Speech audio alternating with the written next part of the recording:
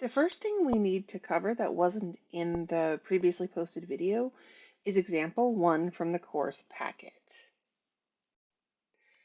Example 1 from the course packet is about extrasensory perception, or ESP.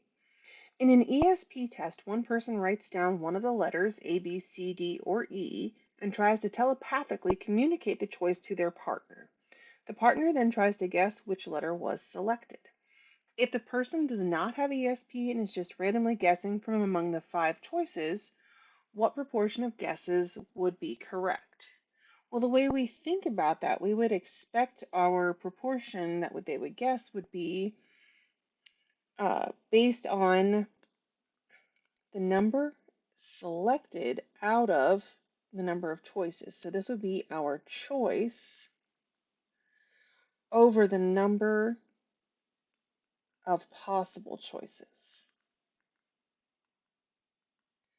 So we would expect them to choose one letter out of the 5 possible letters. So we would expect our proportion to be 1/5, which is 0.2 or 20%. So we would assume if they were just randomly guessing that 20% of the time they should get the right letter. So in this case, we want to write down the null and alternative hypotheses for testing whether a person has ESP. Well, our null hypothesis would say that our true proportion is equal to our 1/5 or 0.2. Whereas our alternative would then say we think it might actually be greater than 0.2 because we think they have ESP. So we would say greater than 0.2. So quick note here, we aren't going to look at examples 2 and 3 because both of these are on the videos. So the posted video, Dr. Shore went over example number 2 was already on the slide, which was sleep versus caffeine for memory.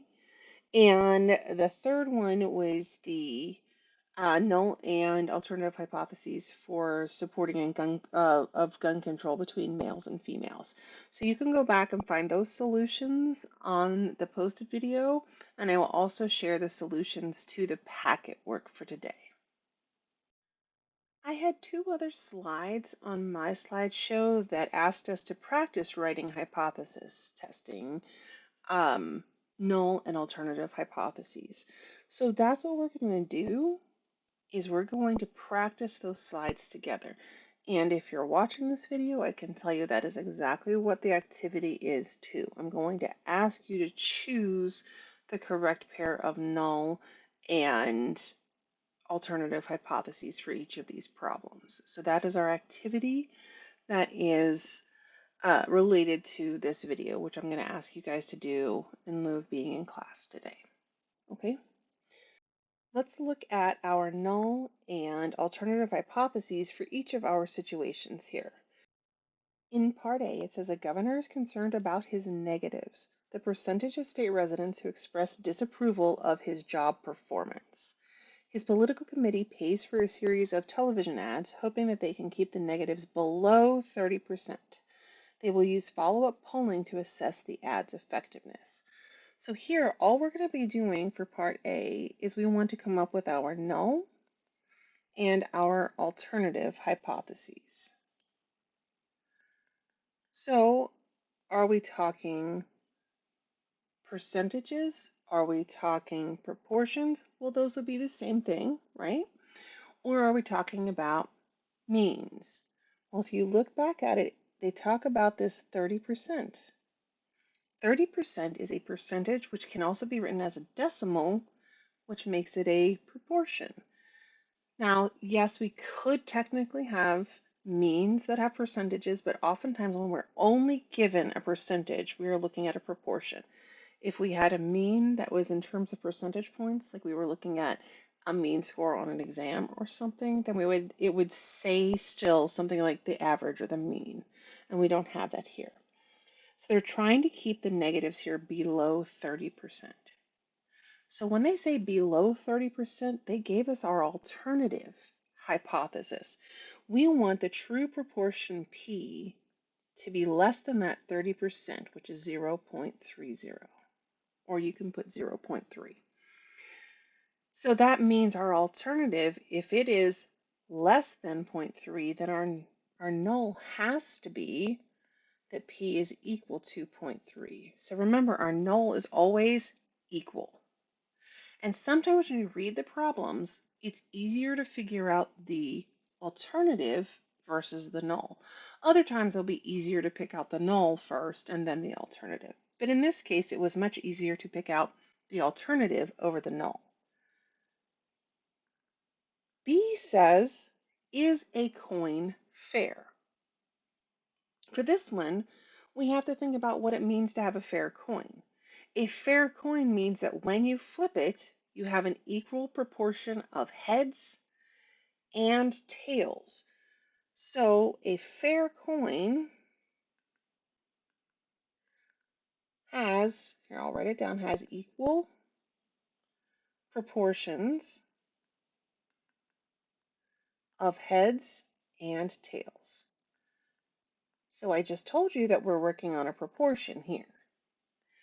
So what does this mean? It means that the true proportion, or the true chance that you're going to get a head or a tail, right? So our true P should equal our choice out of our number of choices. And it honestly doesn't matter whether we pick I want to get a heads or I want to get a tails, because they should be the same. But for argument's sake, let's say we want to make sure that the proportion of heads is always fair. So we'll say that we have then our P is one choice for heads out of two choices, which are just heads and tails. So 2. So our true proportion we think is P equals 1/2. And we can leave it at 1/2, or we can write it as 0.5. So that means our null would be that we think that our proportion, our true proportion, is 0.5 or 1/2. Our alternative is that it is not fair. So this is one of those times where we're not saying it's more heads or it's more tails. We're not choosing. We're just saying it's not fair. It's not 0.5. And that is another one of our options. It doesn't always have to be greater or equal. Sometimes it just, or sorry, greater or less. Sometimes it's just not equal. So that short problem, is the coin fair, has a longer explanation to write out than part A did. Part C says only about 20% of people who try to quit smoking succeed.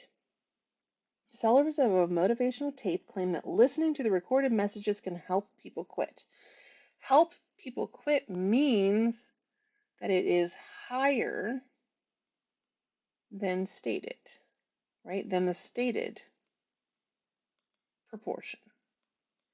So they gave us our null and they gave us our alternative. So for C, we know then that our null is this given, right? It's that our true population proportion, we think, is going to be equal to 0.2, right? 20%. And our alternative, based on our tapes that we want to test, is that our proportion is actually higher than that, so 0.2. So the manufacturers of the tapes want to prove that their proportion is higher. Let's continue practicing our null and alternative hypotheses with number 12 here. So write the null and alternative hypotheses again for each situation. In A, it says in the 1950s, only about 40% of high school graduates went on to college. Has that percentage changed? Notice we didn't ask, is it higher or is it lower? We just said, did it change? So this is going to be our alternative. our null was given as well. So for A, we have that our null hypothesis says, and again, here we're not talking means, so we're sticking with proportions. It says that our true proportion, P, is 0.40 or 40%. And our alternative just says, did it change? Has this percentage changed? Well, that means it could be higher or it could be lower. All that we know is we want to try to see if it is not zero point 0.4. So you can see in both cases where we had the not equal, we didn't ask whether it was higher or lower. We just said, is it not the same? And that's all we're looking for when you have a not equal. So remember, there's always three choices: greater, not equal, or less. And in this case, we used not equal. Part B says 20% of cars of a certain model have needed costly transmission work after being driven between 50,000 and 100,000 miles. The manufacturer hopes that a redesign of the transmission component has solved this problem. So they told us here our 20% is going to be our null. And again, it's 20%, so that is a proportion. So our null is that the true proportion is 20%. So the question then becomes, how do I write the alternative? The manufacturer hopes that a redesign of a transmission component has solved this problem, meaning they hope that P is less than 0.2. They think that they lowered the chances, they lowered the proportion.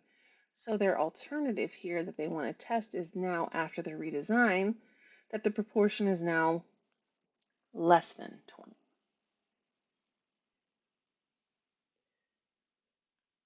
And the last one, part C, says we field test a new flavor of soft drink, planning to market it only if we're sure that over 60% of the people like the flavor.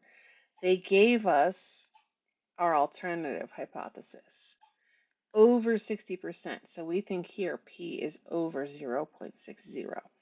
Well, the nice thing is that gives us our null, which says then, okay, then our null has to be 0.60. So remember, those numbers have to be the same.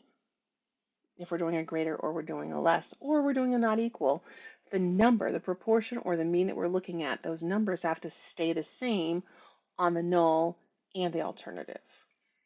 It just means that our null is always equal and our alternative is one of three things. It is either greater or less, or it's not equal.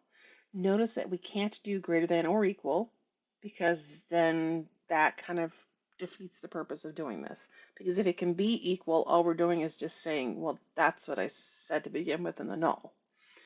It would render our test sort of unneeded and unnecessary. So make sure that when we're writing out alternatives, we only use greater, less, or not equal. Before we wrap up today, I wanted to make sure we look back at example 1 and example 2 again to wrap in what we had learned toward the end of the video. So if the results of a test for ESP show evidence against the null hypothesis and in support of the alternative hypothesis, what does that mean in terms of ESP? Well, it means that we can conclude, right? It means that we can conclude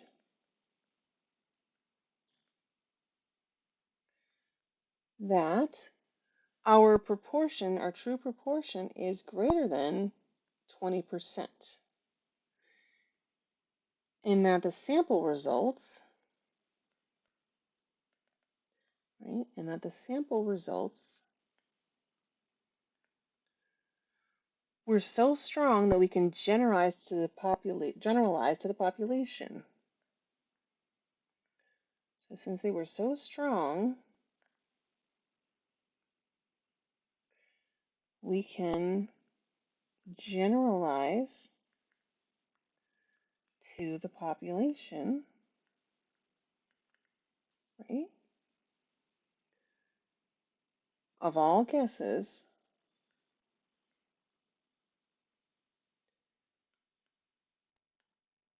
that people have ESP. People have ESP, and their guesses aren't just random.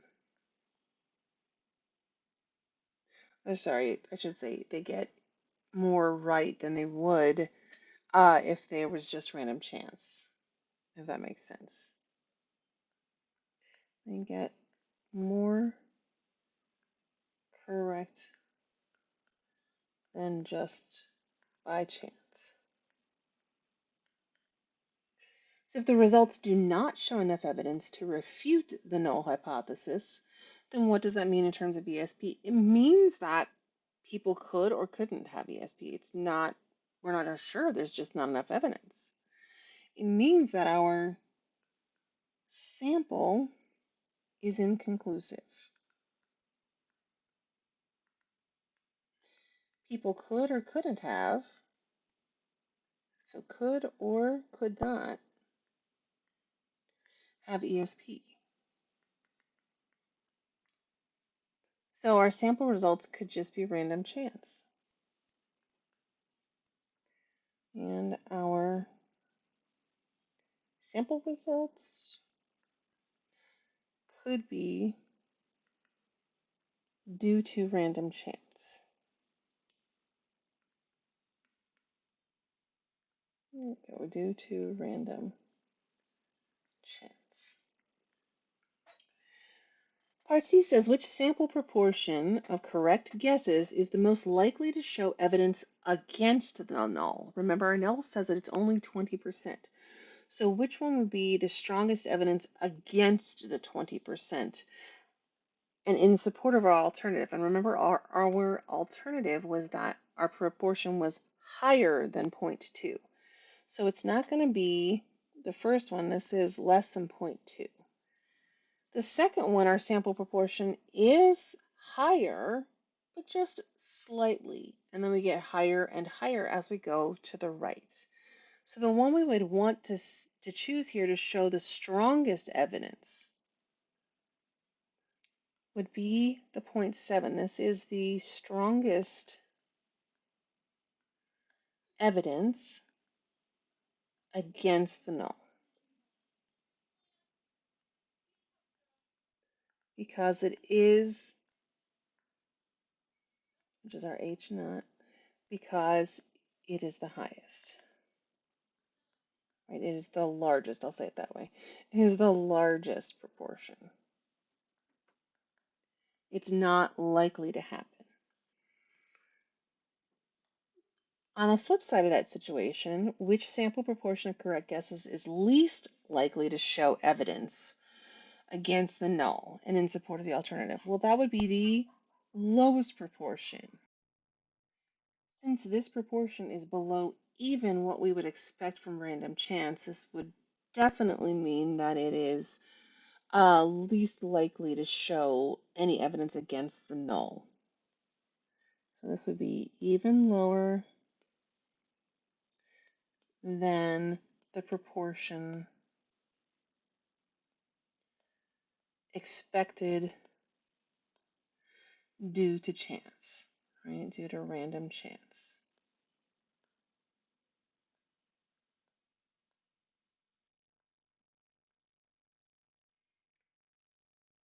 And then I also wanted to look at example 2 one last time. So interpreting the evidence from sleep versus caffeine test. If the results of the test comparing sleep and caffeine for memory show evidence against the null and in support of the alternative, what does that mean in terms of sleep, caffeine, and memory? And B asks, if the results do not show enough evidence to refute the null and support the alternative, what does that mean in terms of sleep, caffeine, and memory? So I'd like you to pause here for a moment and figure out what you think the responses would be, and then we'll do it together. So it's important to remember here that our null was that the two means were equal, and our alternative is that the two means were not equal. So if we want the test results to show evidence against the null that they are the same, then our test result, our sample statistic here needs to show that the two means are significantly different. And we're going to learn in a later section how significant that difference needs to be and how we would find it. But it just means that our sample results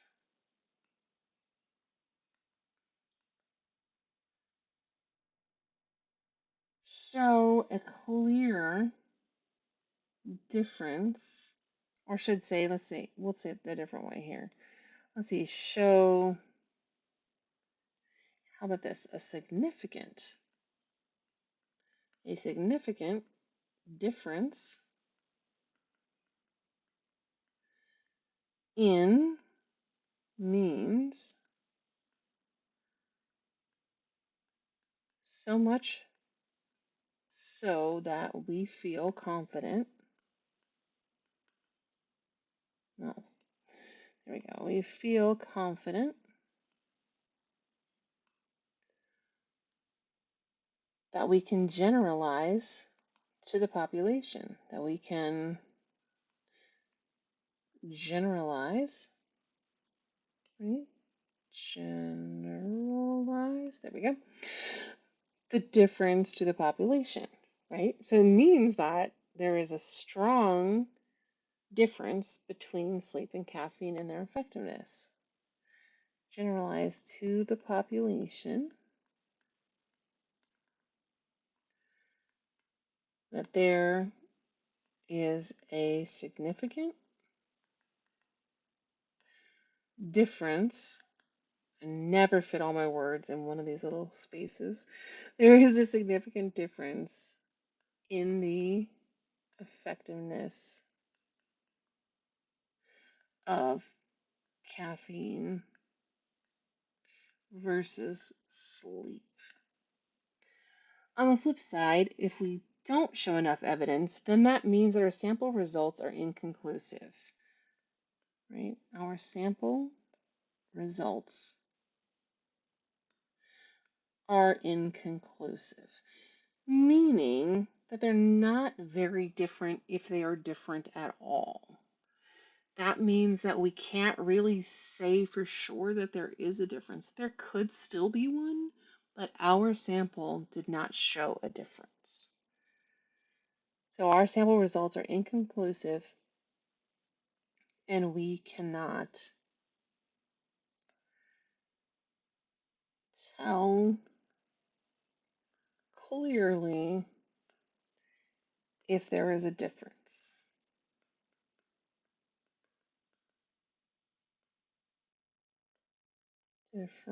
There we go. This result, right, this sample statistic could actually have come just due to random chance. So this result could be due to random chance. Right? And then the last question in this section is about BPA in our cans of tomatoes. And I will say that you're going to find a problem very, very similar to this on the written homework. So if you've made it this far with me, you're doing all right. And you've got a good handle on one of the written homework questions for this week, and you know what the activity is going to have on it. So I'll even see here, this is going to be a written homework. Example 4 says a sample of 50 cans of tomatoes is tested for levels of the chemical BPA to see if there is evidence that the mean level is greater than 100 parts per billion. If you're not familiar with BPA and the effects of BPA on the body, I highly suggest looking into this. This is something that we started learning about when a lot of you were babies. Okay, so really fascinating reads to find out what it's all about. What do we think our hypothesis testing information is for this? What are our hypotheses? Well, in a sample of 50 cans, we think that we want to know if the mean level is greater than 100. So that's our alternative. So our alternative is that the mean level of BPA is greater than 100. So we have a mean, so that would be our population parameter for mean is mu. So we think that mu is greater than 100, which means that our null hypothesis is that mu has to equal our 100 parts per billion, right? And then this is where mu is our mean level of BPA in parts per billion. Give a possible sample mean that you think would show strong evidence against the null hypothesis and in support of the alternative. Well, in this case, we would have to say what would support rejecting the null hypothesis. What would be against the null? The null says that it is equal to 100. So our alternative says that it's greater. So in this case, we would need a sample mean that is much greater than 100 here. So a possible sample mean might be that X bar, sample mean means a sample statistic, which means we use X bar. Population parameter is mu. Our alternative and null hypotheses are always in population parameters. Our sample statistics are always in sample statistic notation, X bar or P hat, or P hat 1 minus P hat 2, and or P hat 1 equals P hat 2, right? So those sorts of things. So sometimes we're looking at a difference in means, sometimes we're looking at a difference in proportions. So just remember that our sample statistics are P hats and X bars, and our population parameters for our hypotheses are P for population parameter, that is the proportion, it's a lot of P's, and mu for our population mean, which is our population parameter for mean, right, is mu.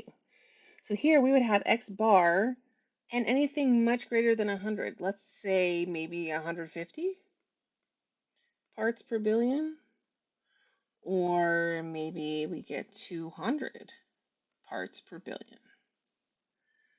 Really, we're just looking for any X bar that is much larger than 100 parts per billion.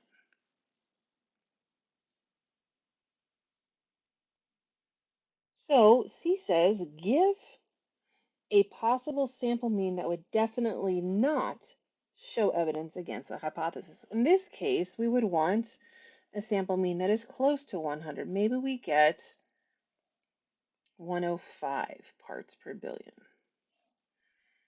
Or maybe we get 99 parts per billion. Right? Anything that is, let's see here, another option, because each of these are close to 100, right? These would be X bar is close to 100. But it could also be we have an X bar, a sample mean that is less than 100. Maybe we get 82 parts per billion. Or we get an X bar that is only 50 parts per billion. So the other option is that these ones are X bar that is less than 100. Remember, our alternative was that it was higher. So if we get anything about equal or less, then those would not be evidence against the null.